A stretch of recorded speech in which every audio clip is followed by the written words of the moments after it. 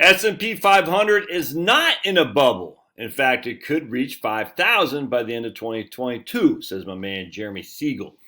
Huge fan of Siegel. Got his books up there on the shelf, as you should too. Stocks for the Long Run is a seminal book for the investing world. If you don't have stocks for the long run, I don't know what to tell you, man. How legitimate can you be as a investor without knowing the history of it?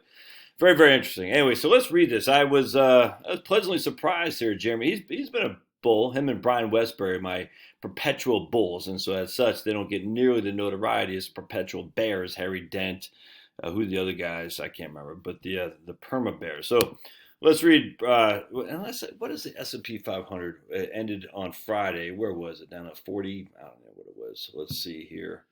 The S&P 500 is down to 45.94. All right, and that's after a tumble on Friday of 106 points. So here we go. He's senior investment advisor to Wisdom Tree Funds. His book, Stocks for the Long Run, now his 5th edition, is widely recognized as one of the best books on investing, 100%. He's on CNBC. He's at University of Pennsylvania, the whole thing. All right. This is my 14th annual interview with Jeremy, Bob Hoopsher. You can access, look at that. That's freaking pretty cool. I like this, how he says you can access prior interviews in these years. That's fantastic that he's not hiding. And we'll see what he says in 2008. Interesting. Anyway, we spoke on, so I spoke with Jeremy on Wednesday, November 24th. We spoke on November 19th last year, almost exactly a year ago. The S&P then was at 35.62. Yesterday it closed at 46.89 for a gain of 32%. 32%. You correctly predicted the bull market in our interview. What should investors expect next year? All right. It's important to understand why I have a number of accurate forecasts is because of my background in monetary theory and policy. Come on, man. Oh, the reason he has accurate forecasts is because of academic prowess. No, that's just silly, Jeremy. I got a thing in my eye. When I spoke to you last year, I saw the tremendous unprecedented boost in the money supply that the Federal Reserve is creating. It turned out that 2020 was the greatest one-year M2 money supply increase in the 150 years that we've had. The money was going to the financial markets, then broke out into inflation. See, that's, and how do you describe there is no inflation to speak of for the last 10 years? After all the Obama spending, yes, this was the greatest one-year M2 money supply. But from 2007, hell, from 1966 on, we spending money like drunken sailors. And other than the 70s, we have had no inflation to speak of, none. So how do you explain this stuff? That's what drives me crazy. Like, okay, so they use correlation as causation. That drives me up the wall. Are you saying we weren't spending under Trump? Are you saying we weren't spending under Obama? Because we were, dude. And we didn't have massive inflation. We just did not. So how do you explain that? Oh, because now the monetary supply is the highest it's ever been. Well, until it's the highest it'll ever be. It was the highest it's ever been in 2008. Now, and we didn't have inflation. Let's see. It's very hard to predict year-to-year movements in the stock market. My basic thesis is that the push of demand and liquidity is still going to the markets. The Fed is going to have to move very aggressively against it, and there's going to be tremors in equities, as if the Fed controls inflation. The idea, see, this is the problem that we have, man. I see upward moving until the Fed gets serious about inflation. And what are they going to do about it then, Jeremy? The Fed, they're going to raise short-term rates, and that's going to nip inflation in the bud. If we get another bad CPI number on the 10th of December, it might be as early as December 15th where the Fed starts raising. The inflation isn't because of the economic growth. I don't understand this, man. It's not because economic growth. That's not what's causing inflation. If I had a target next year, I'd say it's 5,000 for the S&P 500. All right. Reaching 5,000 would be another 7% gain. But there are many who believe that the market has reached bubble-like valuations and is due for a correction of about 20%. What do you say to those? I do not think the market is a bubble. There are certain stocks that are bubble-like, and many of them being hit badly and are selling off. But the overall market is fairly valued. We could have a 20% drop in stock prices. A bear market is more than a correction, which is defined as 10 to 20%. But the market might go up 10 to 12, 20% before it goes down. I agree with that 100%. This is the part about these perma bears. The market could go up another 10 to 20% before it fell 10 to 20%. 100%. I completely agree with that. So all these people sitting aside. I'm like, dude, you missed out because they're worried about a bear market. You missed. Now you're going to jump back in now. Well, it could go up another 10 to 20. I don't think anyone's expecting another 30%. But that's the problem is that you got to say, look, man, at the end of the day, if I'm a long-term investor, I got to stay for the long term. That means I'm hopefully my trajectory is like this, but it's just checkered with some waves in there. But you got to, I mean, you invest for the long term. There's no other way around that. And you take cash out for the short term. Cash over here, short term. Stocks over here, long term. That's the barbell right there. But I wouldn't be surprised to see the market up because of earnings that have been among the strongest we've had in history. Earnings are the major driver of the market along with all the liquidity. All right, well, what is a lot of these earnings are based on? Anyone want to take a guess? Cheap energy. Cheap energy. You noted last year that monetary policy was creating liquidity on Main Street for consumers and not financial intermediaries like banks on Wall Street, huh? Will the Fed's announce okay. I've voiced this for some months that the Fed is way behind the curve. It started to taper too late and tapering too slowly. It is indicating interest rate increases that are way too small and too far in the future.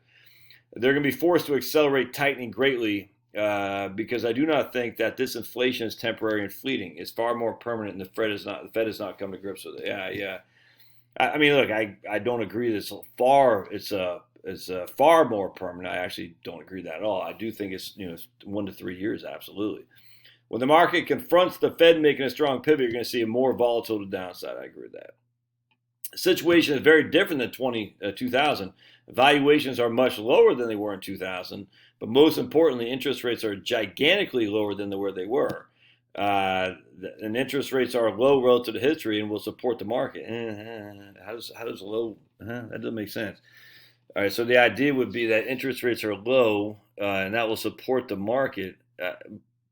But the Fed's raising. So a 25 basis point increase off, we'll just say 10-year treasury for now is 1.5. We'll just say that's whatever that is. That's 25 basis points. That's a 12.5% increase in interest rates. 25 basis points on a 5% 10-year treasury is not even anywhere near that. So it's significant. It's almost like a log scale.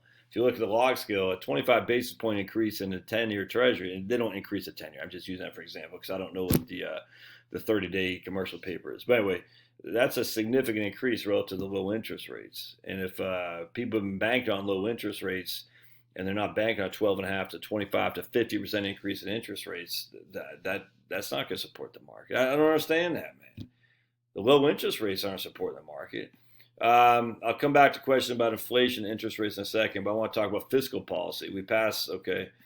Far more important what the Fed does. Those two measures than so we got fiscal and monetary. Monetary is the Fed, the fiscal is Congress.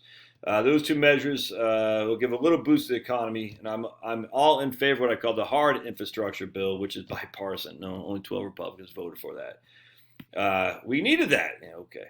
Nonetheless, these fiscal measures are spread out. Will give a demand. Okay, you correctly picked it that we'll see a much higher inflation this year. Your prediction is 3 to 5 range. Core CPI is 4. The headline number is 5.3. What should we expect over the next year? In March, we were going to have cumulative inflation of 20 to 25%. I'm not talking about 1 year. I'm talking about a period of 3 to 4 years, 7% or so. So impossible to know how it will be distributed. All right.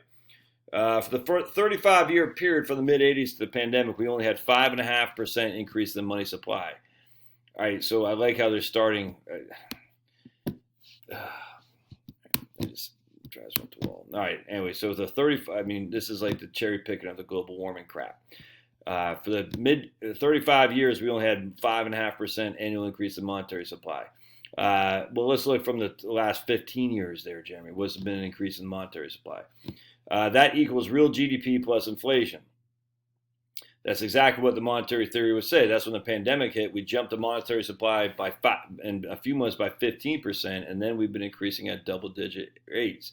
The inflation could be worse than I expect if we're not going to handle controlling that monetary. So Jeremy's mostly it sounds like he's saying the monetary supply as opposed to the interest rates, but I don't think that, at least in that paragraph. There are a couple arguments against higher inflation. All right. He says, I don't think supply chain issues are isolated and a result of temporary factors. They're mostly spurred by the dramatic increase in demand, particularly for goods that cannot be met.